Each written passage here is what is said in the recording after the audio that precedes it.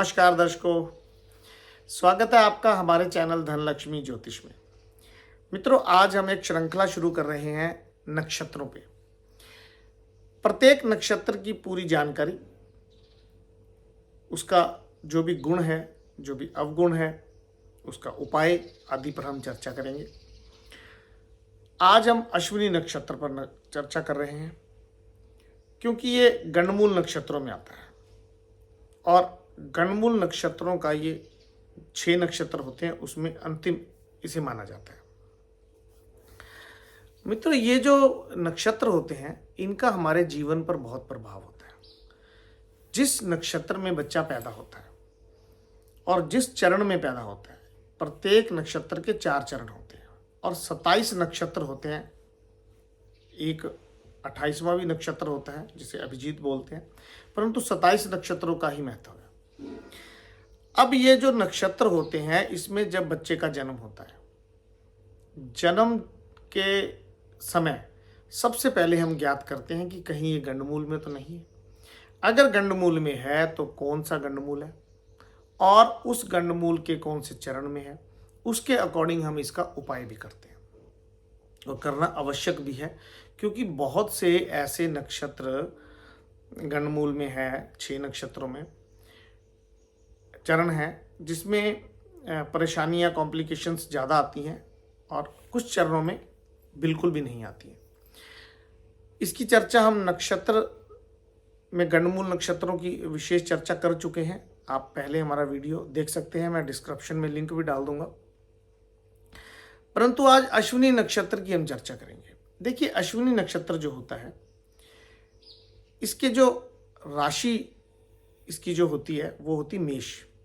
जो भी अश्विनी नक्षत्र में जन्म लेगा उसकी मेष राशि होगी। इस नक्षत्र के जो देव होते हैं वो केतु देव हैं, इसलिए जो बच्चा इस नक्षत्र में जन्मता है उसका केतु और मंगल दोनों का प्रभाव जीवन पर रहता है।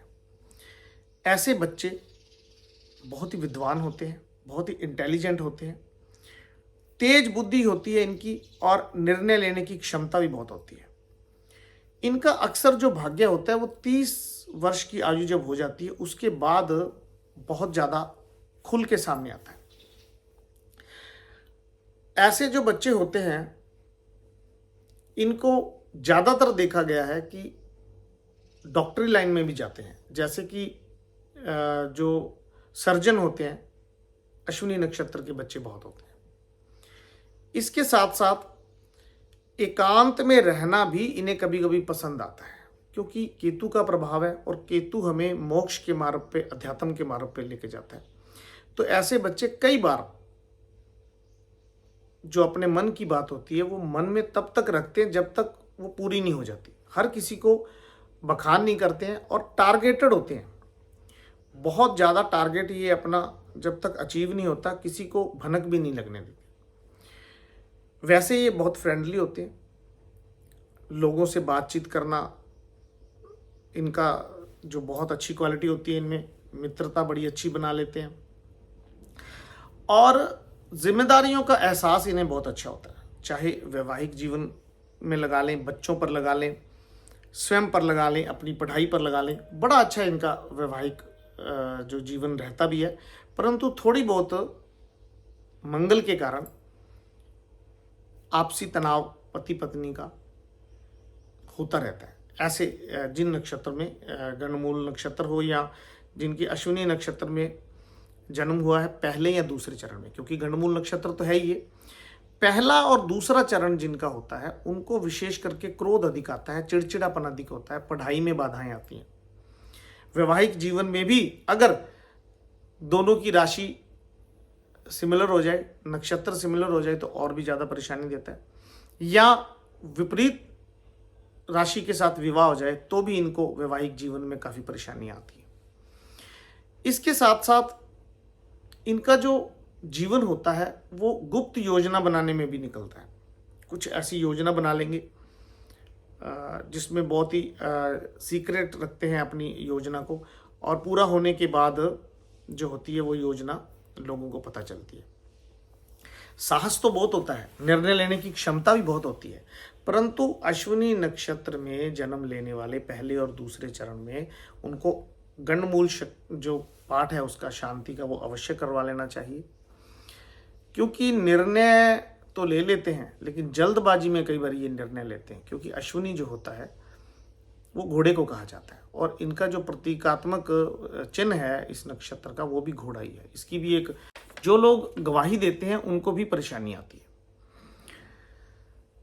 पढ़ाई में रुकावट तो आती है, परंतु उसका उपाय भी किया जा सकता है। ऐसे बच्चों को यदि उपाय के तौर पे ओम नमो शिवाय का जाप करवाया जाए तो बहुत ही लाभदायक रहता है इनके लिए। और माता पिता की सेवा करना, माता पिता की आज्ञा का पालन करना इनके लिए बहुत अच्छा है, क्योंकि पहले चरण और दूसरे चरण में जो ये बच्चे पैदा होते हैं अश्विनी नक्षत्र में, वो उनके माता पिता पर भी स्वास्थ्य पर प्रभाव पड़ता है और स्वयं पर भी प्रभाव पड़ता है। स्वयं का स्वास्थ्य जो होता है वो करीबन 7 वर्ष की आयु तक ये ज़्यादा बीमार रहते हैं, इनकी इम्यूनिटी कमज़ोर रहती है और सर्दी जुकाम एलर्जी आदि इनको जल्दी हो जाती है, तो बार बार बीमार पड़ते हैं। इसलिए इन बच्चों को ओम नमो शिवाय का आप हर रोज़ पूजा करवाएं, भगवान शिव की पूजा करवाएं। और पंछियों को यदि ये हरी मूंग की दाल भिगो करके खिलाएं तो बहुत अच्छा होता है। इसके साथ साथ केतु ग्रह से संबंधित वस्तुओं का दान करवाना चाहिए। कंबल का दान, 2 रंगे कंबल का दान, 2 रंगे कुत्ते को दूध पिलाना, ये सब इनके लिए बहुत अच्छा रहता है। मित्रों, यदि विशेष परेशानी आ जाए, वैसे तो गंडमूल की शांति आप करवाएंगे ही, विशेष कभी परेशानी आ जाती है, शादी में अड़चन आ जाती है, जॉब नहीं लगती, बहुत अधिक कोई बीमारी ऐसी आ जाती है जिसका इलाज ही नहीं होता, तो कांसे के एक बर्तन में थोड़ा सा देसी घी उतना भर लें जिसमें उसकी छाया दिखे, या उसको फुल भी भर सकते हैं। भरने के बाद उसमें छाया पात्र के अंदर अपनी छाया देखें, अपना प्रतिबिंब देखें और बाद में उसे ले जा करके आप दान कर दें। ये कार्य वर्ष में एक बार अवश्य करना चाहिए। अगर आपको परेशानियां रहती हैं तो किसी योग्य ब्राह्मण से, कर्मकांडी ब्राह्मण से गंडमूल शांति इसकी करवानी चाहिए। इसकी जो रेवती नक्षत्र में भी इसकी पूजा होती है, जन्म के बाद जब भी रेवती नक्षत्र आए तो उसमें इसकी पूजा होती है। विधि विधान वो आपको बता देंगे।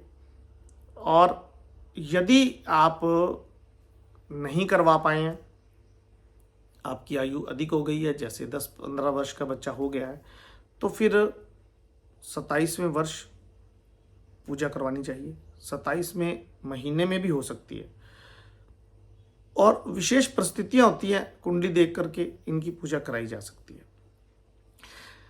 इसलिए अश्विनी नक्षत्र वालों को निर्णय लेने में बहुत सावधानी रखनी चाहिए, जल्दबाजी नहीं करनी चाहिए।